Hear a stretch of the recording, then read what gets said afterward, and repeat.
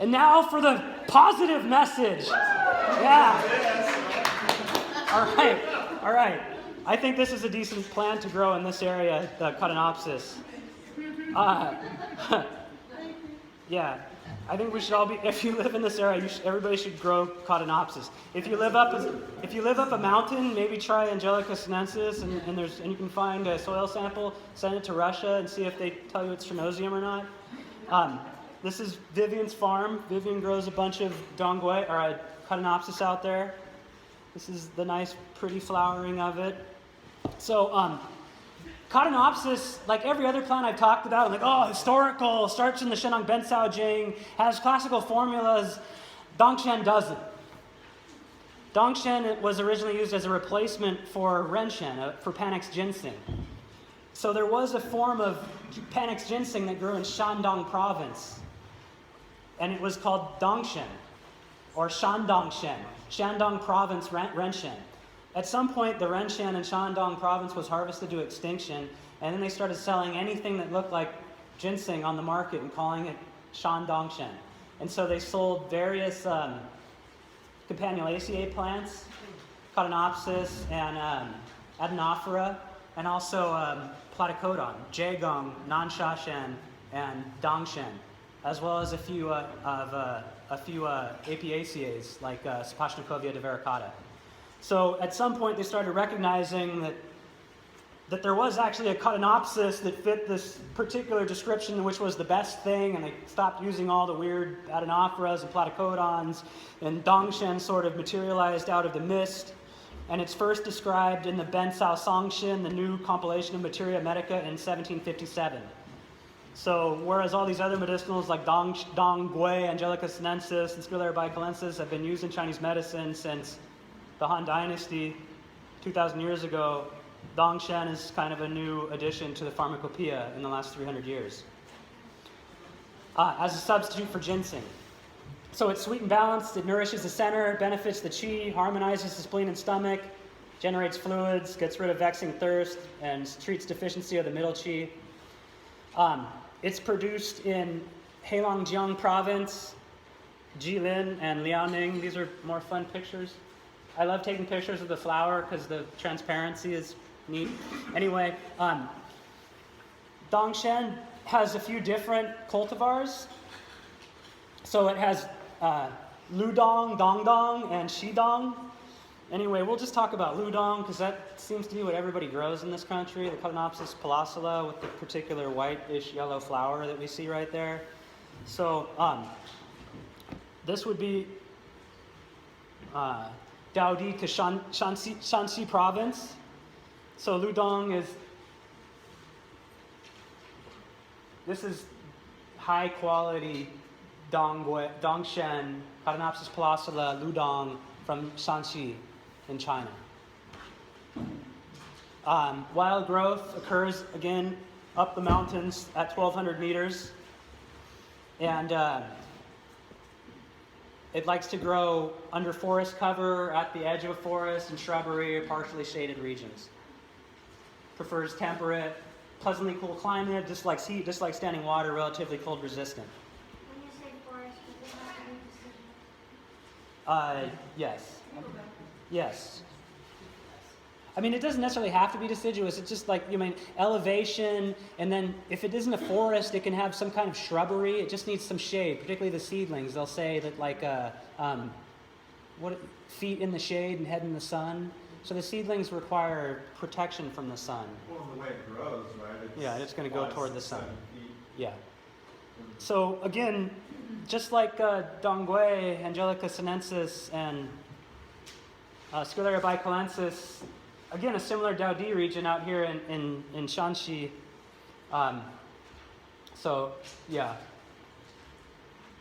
The key points are prefers rich soil, high in organic matter, aerated, somewhat sandy, well drained, a little bit acidic, so that speaks towards a deciduous forest. Prefers a cool climate, and wild growth occurs above 1,200 meters. Cultivation means primarily direct seeding or direct sowing.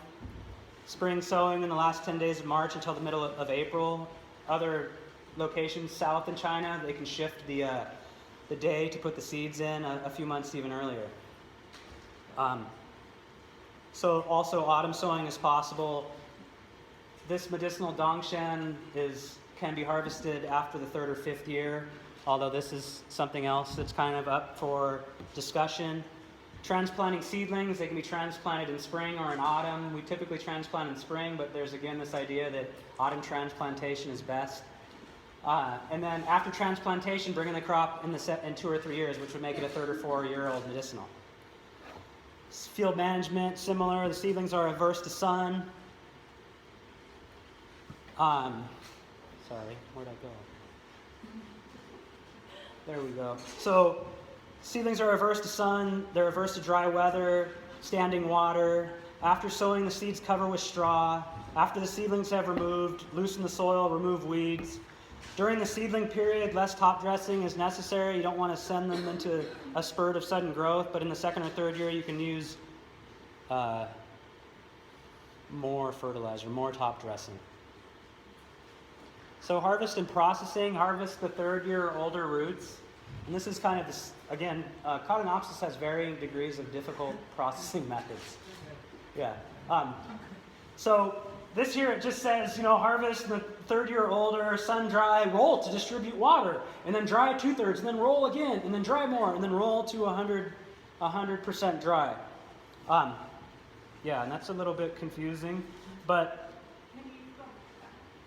okay, I'm sorry. I'm going to cover more details on that, but yeah. So when we talk about the harvesting, with a little bit more detail, after harvesting, you can sort by size and then dry in the sun until soft and order the root pieces again. Place them on top of a piece of wood and then use the hands to roll them. You're distributing the moisture from the middle of the root out to the periphery. When we dry Codonopis, the goal is to keep it flexible and to keep it from rotting. And if you don't roll it to redistribute the moisture to the outer tissues, it collects in the middle and then it leads it to start rotting. Or you have to dry it really, really hard to dry all the way through the material, and then you turn it into timber, and it loses all its flexibility, all its softness, and all its moisture, and then it's really low quality. So to actually process the highest quality Codonopis, you have to do this type of user-intensive method. Or you can just dry the hell out of it and turn it into timber, or you can let it rot, and then it'll be black in the middle, and it's lower quality. Yeah, and try to find the pieces that aren't rotted or something. You can notice this when you go to Chinatown, you look in the pharmacy, you'll see Dangshen, the Codonopis, and they'll have little, low quality will have black, the latex is turned black, and you see little black pieces on the outside. This is okay where the rootlets is broken off, this will occur, but if you see a high percentage of it, this is just rotten Codonopis. I have, yeah, I do. No, I take that back, I'm sorry. I don't. So this is, yeah, anyway, that will become apparent why that's the case in a minute. So this whole thing gets described in more detail. We rub the roots. We don't push too hard, otherwise you start twisting them and turning up into a lumpy mess. After rubbing them, you got to lay them out in the sun. They can't be stacked in a pile, because if you stack them in a pile, they might ferment. That will reduce the quality. When you rub Dangshen, the goal is to create a loose skin, but the flesh is still tightly attached. The inside is still soft, and then you can try to store it at that point. And then you cross your fingers that you dried it enough that it won't rot in storage, and it's great, and it will sell for above $50 a pound. So some of the other stuff, after that, at that point, after we've processed this really nice thing, we have some of these features. It's sweet, it has a characteristic and aromatic aroma. The medicinal material has a soft and moist texture that leaves little residue after chewing. Unfortunately, I don't have any to pass around because I've used all of it for different purposes. One of the features, like if you go to Chinatown, you'll find Codonopis that breaks like a dry piece of wood. It's dried way too much, and when you chew it, it just leaves a particle in your mouth. When you have high quality Codonopis and you chew it, it just is sweet, and then there's like nothing left. Yes? Comparative, the bellflower family. So this is high quality cultivated Dangshen. some of the things that we look at when we're comparing medicinal material is, so the medicinal material should be long and cylindrical, slightly curved, 10 to 35 centimeters long and 0.4 to 2 centimeters thick. There should be these, wild materials will have dense transverse annulations under the root head like this, and the cultivated materials do not. They should all have these long, the long longitudinal wrinkles and transverse lenticles. And then when we look at the material a little closer, there's a few other characteristic elements of it. One is what's called the lion's head, which is the numerous raised cauliflower-shaped stem scars and sprouts on the head of the medicinal material. The stuff on the left was grown at Bastille. The stuff in the middle is from Spring Wind, the top supplier of organic Chinese herbs in the U.S. And the stuff on the right is like a high-quality thing that was sold in Taiwan that was sourced in China. So some of the features, the macroscopic features that we look at when we're identifying the quality of Codonopis is the lion's head, the stem scars on the top. It also has what's called a chrysanthemum center, which is a type of like radial lines that come out from the center that look like chrysanthemum flowers. And this other feature called the loose skin and tight flesh, which is like the kind of loose peel, but the thick nature of the woody portion. And then also leaves little residue after chewing. When we talk about excellent quality, it's an amalgamation of all these features. Long, cylindrical, large, thick, strong, loose skin, tight flesh, lion's head bun, more transverse annulations or better, or striations. Smooth, moist, oily texture, and leaves little residue after chewing. And then again, we have particular specifications. If it satisfies all those criteria, then we can start measuring length and saying that if it's more than 1 centimeter thick, then it's first class, and moving on down the line. So Codonopis is another plant that I've studied extensively. We looked at it a lot at Bastille. I took classes there in the quality assessment and quality control track that's kind of offered through the herbal medicine or botanical sciences department. And we took the material that we grew at Bastille and harvested it. The seeds are tiny, and it looked really nice when we harvested it, you know, except for the fact that it's not long, it's not straight. But it had a really good yield. That's like 450 grams, so it's like a pound fresh. A pound that sells for $50 a pound. And Dangshen is actually used frequently as a fresh medicinal, a food. Korean supermarkets, create your own market, sell it fresh for $50 a pound. Or you can sell it dried and you'll turn that into 200 grams and you'll get way less money in the end.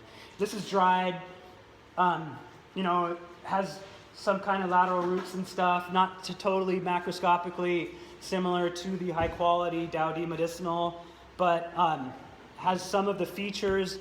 We do a basic organoleptic assessment of it where we were comparing the Bastille product that we harvested from the third year to the stuff from Spring Wind, a really good supplier, to stuff from Chinatown that was supposed to be our negative sample of really crappy material, and then the quote-unquote high-quality Taiwanese sample. And unfortunately, when you go through this stuff and you actually have a fairly refined taste, what you get is like just a lot of a headache, essentially. Like, which one's better? The one that's, it's hard, right? The characteristic feature of Codonopis, there's some aromatic component, there's some sweet component, there's that other little caramely thing, and there's like maybe a characteristic part. And as those flavor profile changes, it is the constituents that are changing. And so we can look a little bit in a kind of vague way and go, what is, you know, these are aqueous extracts, and just looking at the coloration to go which one's darker. You know, we have the second year Bastille has this green coloration, third year is yellow, Spring Wind is a little darker, and Taiwan is a little darker. So the material coming out through decoction looks like it's richer in the Taiwan and Chinese sample. On the other hand, when we look at some of the characteristic macroscopic features, the Bastille sample looks really good. It has transverse striations, it has dense longitudinal wrinkles, it has the lion's head bun, it has loose skin, tight flesh, it has the proper taste. It chewed well when we chewed it. It looks a little bit weird in the transverse section because it has really pale cortex material. And the cambium ring looks kind of strange too. Other stuff that we looked at, the swelling index. Swelling index looks at polysaccharide content, which is one of the things that contributes to the sweet taste of Codonopsis. And we find, again, there's some discrepancy. Looks like the Bastyr second year root had the most polysaccharides because it actually it swelled the most, blah, blah, blah. Thin layer chromatography, more kind of robust chemical analysis. It's kind of hard to see here, but this is second year Bastyr, third year Bastyr. So we go from a few defined peaks to then a ton of interesting stuff happening between second and third year. So again, you see, let's just wait until the third year. But unfortunately, then you compare these domestic samples to the Chinese samples, and it's not the same. Methanol extract, significantly different. Spring wind in Taiwan, Taiwanese samples, much darker. And then high performance liquid chromatography finds that there's a bunch of peaks in the Chinese samples that don't even occur in the domestic samples. Interesting stuff, kind of looking again at trying to put an age on these medicinal materials by looking at a conversion of something with the sugar attached to it to something without a sugar attached to it to something that's like a little fragments. We go from lobetyl-linonin to cordioflow, whatever. It's like we go from lobetyl-linen to losing one of the ends to losing another one of the ends. And this thing goes from having the glycone to having no glycone to having changes in the R group. Anyway, all this is saying that what it looks like is that the Taiwanese sample, because it has the most of the breakdown product, is probably the oldest. And the spring wind sample, because it has the most of the major macromolecule, is probably the youngest. Which is interesting, because what that kind of says is that the stuff that was grown in China, it only took it 2 years, and it still has way more good stuff in it than the stuff that grew for 3 years in Seattle. And then interestingly, because I work at Heron, I do microbial analysis, so we have these little test strips, and then we'll do a little extraction and then incubate the test strips, and this is what we find that the bacterial colonies look like. You know, we talk about like the microbiome of the plants and all this stuff, the rhizobacterial associations. I think this is interesting. Rhizobacterial associations lead to the production of secondary metabolites, and secondary metabolites are the therapeutic constituents of the plant. And so there's a major relationship between the bacterial flora that associate with the roots and the function of the plant. And we can see among these three samples that the bacterial colonies are likely totally different. So there's that. That's Codonopsis, and Well, could that be a difference in the mycorrhizal? yes, yeah. I mean, all those things, the mycorrhizal and the rhizobacteria, they're like communicating back and forth with each other. You know, you have, it's like an arms race. The plant is communicating with the bacteria to help it resist the fungus, and the fungus are feeding, you know, and so it's this whole community, right? It's very, very, very interesting. And all those things are layers of the same thing, you know, the soil and the elevation and the moisture and the sun and the fungus and the bacteria that want to grow in that soil, and then their communication with the plant that grows out of it, all inextricably part of the same picture. Yeah. So when we look at that analysis, it's true, everything looked like Dangshen. It was all good. It was all good material, except when we do this kind of more robust constituent analysis, it looks like the spring wind had a lot more stuff in it. You know, one of the things that helps us is that for us here, one of the major things to take home is that the third year root was much more complex than the second year root. And this is like the thing that, one of the hallmarks that separates the way we practice Chinese herbal medicine from the way Western medicine is practiced. We don't want to use high concentrations of a single compound, like, you know, we do in the pharmacy where we just use one drug, one compound.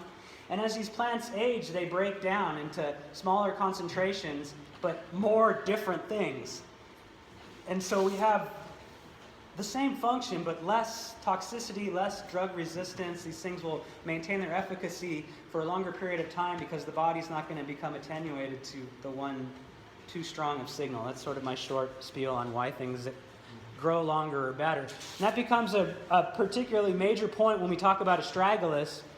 When we go deeper into this, we'll realize that for 2,000 years since the Han Dynasty, astragalus was grown in Inner Mongolia, where it was wildcrafted between the 6th and 8th year.